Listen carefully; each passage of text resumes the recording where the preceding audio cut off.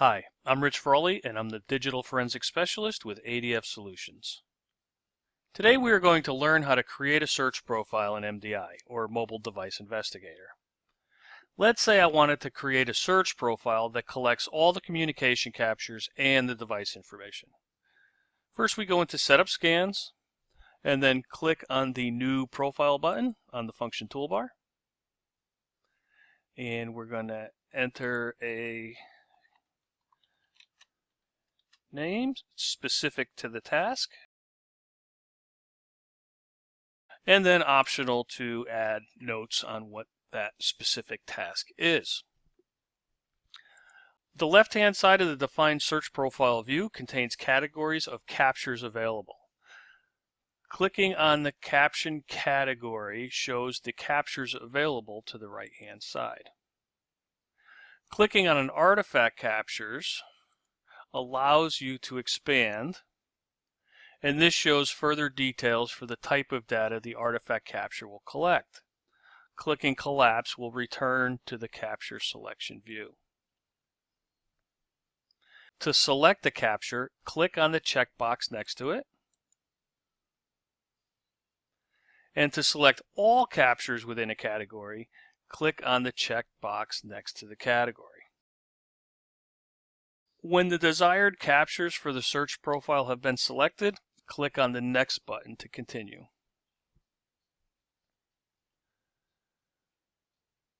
It is now possible to add or delete custom fields of information that the user enters at the point of starting a scan, or to use scan information fields set up in the settings view. By default, there are three mandatory fields: scan name, scan date, and scan time. Additional fields can be added to prompt for more information. And to do this, we type in the Enter New Field Name text box. It's also possible to include a default value for that. And to delete a custom field, click on the Delete button next to it. There are 6 further scan options. Skip files processed for more than. Okay, we can set a time value for when files that are taking too long to process are skipped. This feature is useful if corrupt files are stopping scans from completing quickly. Type a numeric value and select minutes or seconds. Collect skipped files. If this is selected, it will collect those files that are skipped up to a maximum of 2 gigabytes. Collect protected files encountered by the capture. So this copies any password protected files detected by the captures to the scan results. Collect files that crash the parser up to a max of 2 gigs. So any files that the captures cannot read, it will copy them to the scan results. Activate BitLocker on the collection key.